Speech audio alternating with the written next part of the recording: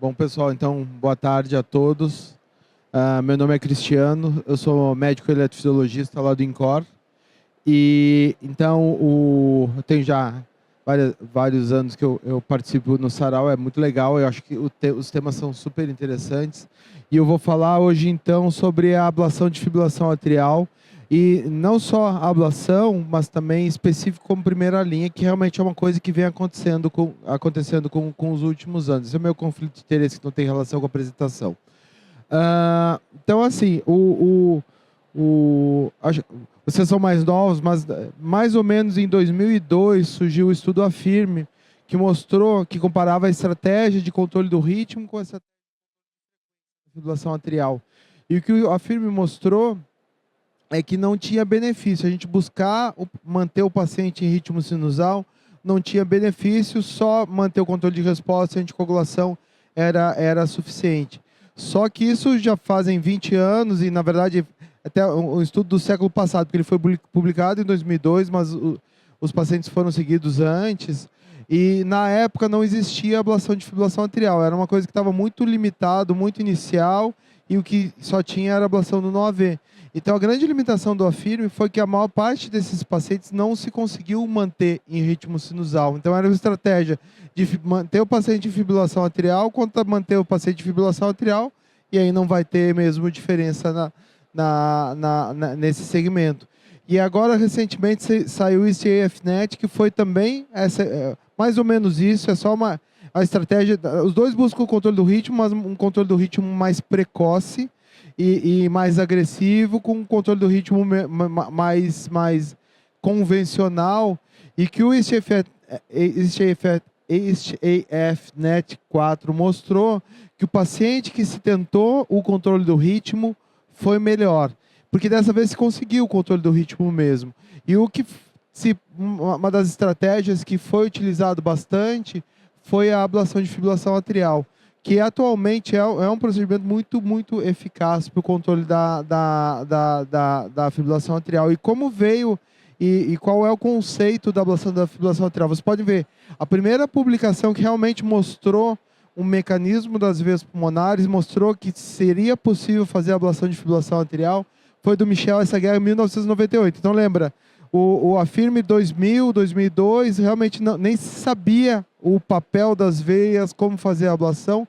E o que o Michel Essaguerra mostrou, que a fibrilação atrial vem das veias pulmonares, e pode ser das 4 veias, e que se fazer, então, no caso, na época ele fazia ablação focal, pode sim controlar a fibrilação atrial. E isso foi evoluindo com a tecnologia, com sistemas de mapeamento eletroanatômico, e se conseguiu tornar procedimentos muito efetivos e bastante simples. E aqui, então, eu mostro como a gente faz atualmente a ablação de fibrilação atrial. Existe um catéter de mapeamento, que no caso da Johnson é o Pentaray, na Abbott é o HD Grid. Através desse catéter de mapeamento, a gente vai passando por dentro do átrio, vocês podem ver, vai passando por dentro do átrio e vai construindo a anatomia do átrio. Então, aqui são as veias direitas, aqui as veias esquerdas, e através desse catéter, então, a gente consegue ver, sem a necessidade de raio-x, a anatomia do átrio, uma anatomia online, porque quando está fazendo, é como se fosse um molde, a gente vai preenchendo de massa de modelar. Vai passando o catéter, ele entra na veia, vai construindo. Aqui é a região septal, aqui é a região do anel da válvula mitral. E além disso, esses catéteres de mapeamento, eles têm o que a gente chama de eletroanatômico. A gente consegue ver como é a estrutura elétrica do átrio. E se é rosa, significa um átrio saudável, se é vermelho, é um átrio cicatricial, ou ausência de sinal, que no caso ali, você pode ver, vou deixar rodar de novo o filme, que no caso são as veias pulmonares. Nas veias é o tecido, a transição do tecido miocárdico a tecido fibroso, a veia vai ficar vermelha. Então, aqui é o tecido das veias, aqui é um tecido atrial, que é um tecido normal. Então, esse é um paciente com átrio normal e era um paciente com fibrilação atrial paroxística. E com isso, com essa tecnologia, e esses catéteres são muito softs, muito maleáveis, reduziu muito a taxa de complicação e melhorou muito a eficácia. E a ablação, o que é? Deixa eu passar agora aqui. Pode passar. Passa o próximo slide, porque tá rodando o filme aí. A ablação, o que a gente faz? A gente faz, então, com esse catéter aqui, que é um catéter diferente, que é o catéter de ablação, a gente vai aplicando a radiofrequência ponto a ponto ao redor das veias pulmonares, fazendo com que tenha um bloqueio nessa atividade. A atividade que gera a fibrilação atrial, que está dentro da veia pulmonar, não vai chegar no átrio. Então, a ablação, vocês podem ver, o catéter tem um sensor de contato, a gente sabe o quanto está apoiando o catéter, e esse sistema eletroanatômico fez com que tornasse, realmente virou um procedimento muito padrão e muito fácil de fazer, e com isso, então, cresceu muito a ablação. Então, aqui foi feito o isolamento das veias direitas, tá? Agora a gente vai fazer... as veias esquerdas estão aqui. Só passei demais. Mas é isso. Clica para rodar o filme. Aqui. Então, aqui o catéter está nas veias esquerdas, a mesma coisa. A gente vai passando o catéter e vai fazendo essa linha de bloqueio, e depois a gente faz o remapeamento, que é documentar que essas veias estão isoladas. Então, tudo que fica dentro dessas linhas fica vermelho. Por quê? Porque aquela atividade já não tem, aquela área está eletricamente isolada do resto do átrio, e essa área que gera a fibrilação atrial. E quais são os resultados da ablação de fibrilação atrial? Como eu falei para vocês, os resultados estão melhorando, mas tem uma série de estudos clínicos que buscaram, então, comparar com a droga antiarrítmica. Esse aqui é um dos primeiros estudos, só que esse foi um estudo injusto, foi publicado no JAMA. Foi um estudo injusto. Ele comparou a ablação por catéter com a droga antiarrítmica nos pacientes que a droga antiarrítmica já tinha falhado. Tá. Então, vocês podem ver aqui a ablação por catéter, aqui os pacientes com droga antiarrítmica. Se eu comparo com uma coisa que já falhou, é óbvio que vai continuar falhando. E mostrou, então, que o resultado, a taxa livre de recorrência de fibrilação atrial é muito menor. E por que a droga antiarrítmica não funciona? Por isso, porque a droga tem um efeito de inibir aqueles disparos, mas ou o paciente esquece da droga, ou mesmo se torna tolerante. Então, vocês podem ver que a propafenona e o sotalol, que são as drogas mais seguras para o tratamento da fibrilação atrial, tem uma taxa quase de 70% de recorrência num período prolongado. E a mildarona, que é a melhor droga para controle de fibrilação atrial, que é um antiarrítmico de classe 3, ela não é segura porque tem muito efeito colateral, alteração de tireoide, fibrose pulmonar. Então, chegou num limite, realmente não surgiu nada novo nesses últimos 20 anos de nenhum tratamento antiarrítmico, e tem essa limitação, mas em alguns pacientes ainda funciona. Você pode ver que pode ter um papel. Ok. Então, sugere, então vamos realmente comparar, pacientes mais iniciais, e o Cabana, na verdade, é um estudo que comparou, ainda não entra na primeira linha mesmo, mas paciente que falhou uma droga antiarrítmica, se eu oferecer ablação, eu vou ter o benefício. O Cabana foi um estudo multicêntrico que buscou comparar isso, a ablação, com relação à droga, principalmente como endpoint de mortalidade. E o que o Cabana mostrou é que só que uma das limitações do Cabana é que a taxa de crossover foi muito alta. Os pacientes que foram randomizados para o tratamento de droga antiarrítmica, quase 30% receberam ablação. E dos pacientes randomizados para ablação, 9% não receberam ablação por algum problema, principalmente problemas logísticos. Então, acabou limitando um pouco o resultado, e na análise de intenção de tratar, não teve uma diferença significativa em oferecer ablação ou não. Mas, quando se analisa o tratamento que o paciente recebeu, mostrou que a ablação por catéter, nesses pacientes, já não o que falharam, mas que falharam qualquer droga antiarrítmica, mas falharam uma droga, e pacientes de alto risco tiveram um benefício no endpoint combinado, que foi morte, AVC, sangramento importante e parada cardíaca. E aqui, com relação à recorrência de fibrilação atrial, também mostrou que a ablação foi melhor. E como é no longo prazo esses pacientes? Como esses pacientes ficam? O que a gente tem, então, é que, óbvio que a fibrilação atrial é uma doença progressiva. Os pacientes têm uma resposta inicial, mas no prazo muito longo eles podem evoluir com recorrência, mas ainda, e principalmente nos casos de fibrilação atrial paroxística, são resultados muito bons. Esses são segmentos ao redor de 14, 15 anos. Muito daquela fase inicial existe, até nessa publicação eles mostram que os casos mais recentes estão tendo principalmente menor taxa de complicação, que é essa coluna aqui. Tá? Vocês podem ver que foi 13,28 contra 1,56 e 1,61 de taxa de complicação. Como eu falei, com essa evolução da tecnologia, esses resultados e o procedimento se tornou mais simples. Mas a primeira linha, o que é a primeira linha? Eu faço o diagnóstico do paciente e eu vou oferecer o tratamento, droga antiarrítmica ou ablação. E essa é a pergunta que eu tive, né, nessa aula e que eu quero mostrar para vocês. O que tem de ablação de fibrilação atrial com primeira linha? E um dos pontos importantes é que se eu ofereço para o paciente a ablação mais precoce, que não tem tanto remodelamento atrial, eu não tive por tempo, até não o mecanismo, quando o paciente está mais inicial, é mais trigger.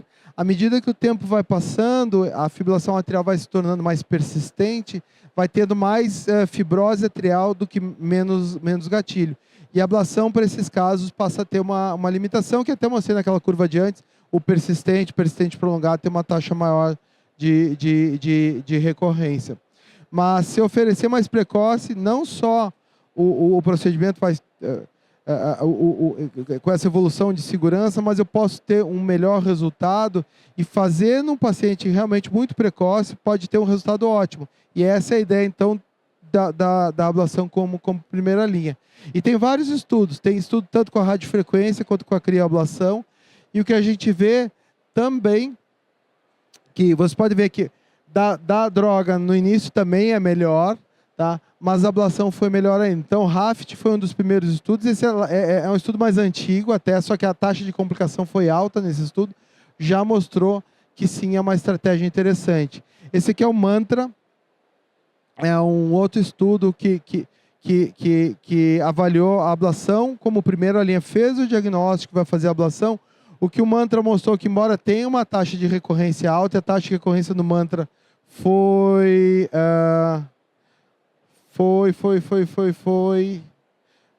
ao redor de 40%, foi 25% no grupo ablação e 40% no grupo droga antiarrítmica. A quantidade, o que chama de burden de fibrilação atrial, o número de eventos de fibrilação atrial, que são esses pontinhos aqui, foi muito menor nos pacientes que foram submetidos à ablação. Os pacientes que estavam em ritmo sinusal também naquela foto daquele mês também tinham. Então, mais um estudo mostrando que sim, tem um efeito adicional. E também a taxa de complicação, eu tirei o slide, também foi uma taxa de complicação razoavelmente baixa. Na evolução tem o RAFT-2. O RAFT já é um pouco mais recente, 2014. Tá? Também a mesma estratégia. Linha inicial... mostrou um benefício. O problema do RAFT-2, a gente não se sabe exatamente o porquê, mas 2014 foi uma época que mudou a estratégia, mudou a tecnologia. Surgiram os catéteres com os catéteres irrigados e ainda não tinha os catéteres com sensor de contato. E a gente sempre vê, sempre que tem mudanças de tecnologia, a taxa de tamponamento aumenta um pouquinho. E o grande limitante do RAFT-2 foi que teve uma taxa de tamponamento alta. Então, se eu vou oferecer como primeira linha um tratamento que que é para beneficiar e eu tenho um tamponamento. Então, isso, na época, deu uma freada, ficou meio essa dúvida se realmente, tanto que as diretrizes não passaram, até recentemente, na época, não passaram a considerar como classe 1, nem 2A, a ablação como primeira linha. Então, foi esse um dos problemas. Isso mudou com relação e muito associado a essa evolução da tecnologia.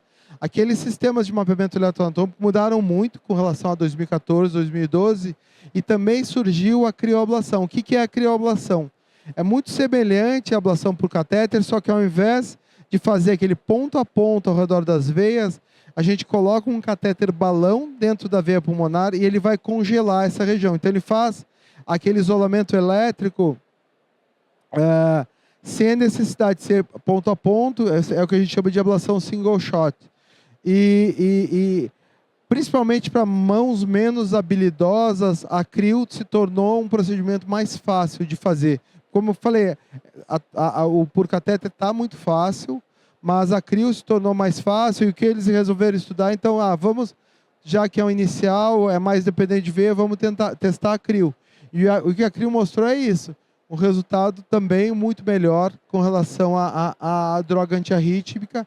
No caso da complicação da crio, é um pouco diferente. Na verdade, a maior complicação da crio é a paralisia do nervo frênico, e se aprendeu também como lidar com essa complicação. Não pode colocar o balão tão dentro da veia, faz o mapeamento de estimulação frênica, mas ficou uma taxa razoavelmente baixa de complicação. E aí surgiu um novo estudo, o Early AF, também com crioablação, também mostrando os mesmos resultados. E agora que a meta-análise, ainda tem mais ainda na evolução mais recente, CryoFirst, que é um estudo da Alemanha, também comparando a crio com a ablação, com a droga antiarrítmica, como terapia inicial, também mostrou uma taxa de resultado melhor, com taxas de complicação baixas, que no caso a complicação, eu mostro ainda não, é no próximo slide. Mas a gente já tem meta-análise, já tem vários estudos mostrando isso, de que é melhor, os pacientes têm menos recorrência, têm menos hospitalização. A mortalidade não se conseguiu provar, porque são pacientes muito iniciais, esses pacientes não vão morrer, mas essa evolução para fibrilação atrial persistente, recorrência de fibrilação, acaba sendo melhor. E as complicações que eu já prometi, vem agora. Tá? As complicações, então, são também razoavelmente baixas.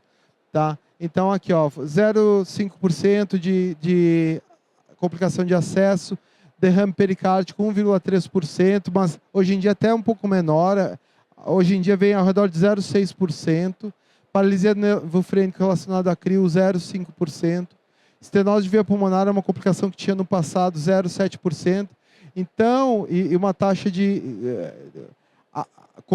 agregado 4%. Então, são taxas de complicações baixas.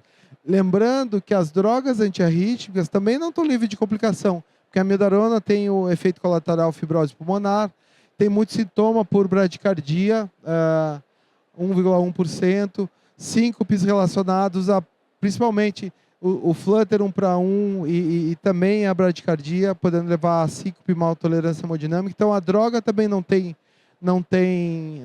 é livre de complicações, e o que mostrou, então, que foi uma diferença pequena e não significativa com relação às complicações, com um claro benefício.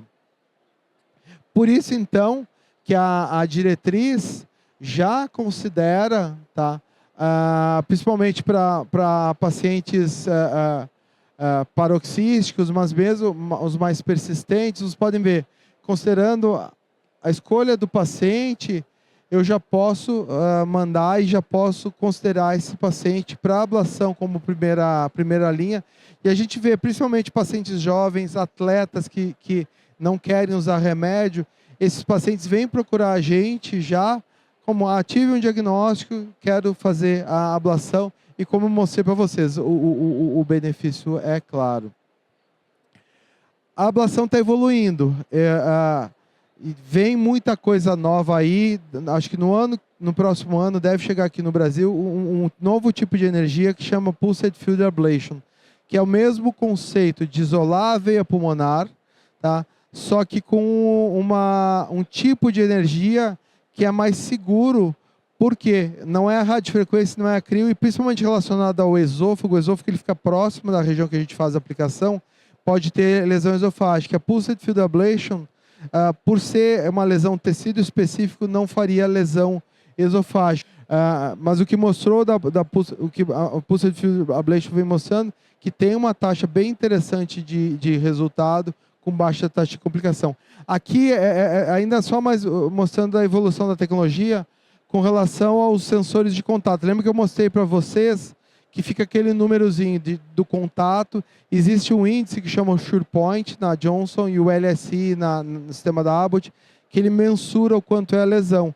E com a chegada desses índices, se mostrou que as taxas de recorrência, principalmente relacionadas à reconexão das veias, reduziram. Então, mostrando ainda aquela evolução da tecnologia, vem ganhando e também com taxas de segurança maior. Só desculpa, eu só pulei essa parte, mas a taxa de livre de recorrência, a taxa de livre de recorrência sintomática, quando usa esses índices de Sure Point, realmente vem melhorando. E aqui a Pulsed Field Ablation, então, que é esse tipo de energia que chama eletroporação, que faz, então, com que tenha aquele isolamento sem a necessidade de aplicar ponto a ponto e sem a necessidade da crio levar ao esfriamento do esôfago. E esse aqui é um caso que eu acompanhei lá em Portugal, que inclusive fazendo isolamentos de parede posterior são muito rápidos de fazer por não ter essa limitação do esôfago, que são pulsos de energia, que aqui é o sinal da veia pulmonar, só faz o pulso, e tem esse isolamento das veias pulmonares. Então é uma coisa que está chegando e está tornando os procedimentos mais simples ainda e mais fáceis, e talvez no futuro venha também mais fortalecer essa indicação como primeira ablação. O que tem? Tem o Manifest PF, esse é um registro, tá? Que mostrou que os resultados são bem consistentes e equivalentes à radiofrequência, e mais recente foi o Advent PFA Trial, que já foi um estudo que comparou com a ablação por radiofrequência, ou crioablação, que é mostrando a lesão térmica, que foi publicado agora no New England, mês passado, foi um dos estudos apresentados no ESC, e foi um estudo de não inferioridade, mostrando que a Pulsed Field está equivalente àquelas lesões de radiofrequência e de crioablação. Então, para terminar a aula e para concluir, a ablação é a primeira linha para o tratamento dos pacientes com fibrilação atrial, ou pode ser a primeira linha no tratamento do paciente com fibrilação atrial. Minha resposta é sim. E sim, por quê? Porque as diretrizes já recomendam a ablação como opção do paciente. Então, se o paciente quiser, realmente eu posso oferecer isso para o paciente. E o tratamento, além disso, o tratamento precoce foi associado, que é o ACFNet, ao menor risco cardiovascular, menor hospitalização, eventos embólicos também, tem algumas evidências, e o endpoint combinado foi o do ACFNet. Estudos clínicos e meta-análises mostram claramente esse benefício em comparação ao tratamento medicamentoso para o controle do ritmo e com uma taxa de complicações bastante baixa. E essa decisão depende disso, do risco-benefício, e aí é importante a experiência do grupo. Grupos que têm mais volume, aqui em Porto Alegre tem grupos muito bons, grupos de muito volume com ótimos resultados e baixa taxa de complicação, mas se eu não tenho acesso, aí eu posso optar mais por manter droga antiarrítmica, mas essa decisão baseia nessa experiência do grupo. E com essa evolução da tecnologia, tudo vem melhorando, e realmente, talvez na SBC de 2028, nem vai ser mais um tópico isso, porque realmente é muito claro, porque é tanto benefício com um procedimento simples, vai ficar muito claro. Mas, a meu ver, sim, a resposta é sim, e realmente está tudo muito evoluindo e se tornou um procedimento muito simples e a gente vê no consultório a percepção dos pacientes que ficam muito melhor por não ter a recorrência. Então, obrigado pela atenção. Se vocês quiserem fazer alguma pergunta, estou à disposição, ou compartilhar experiências, estou aqui à disposição de vocês. Obrigado pela atenção.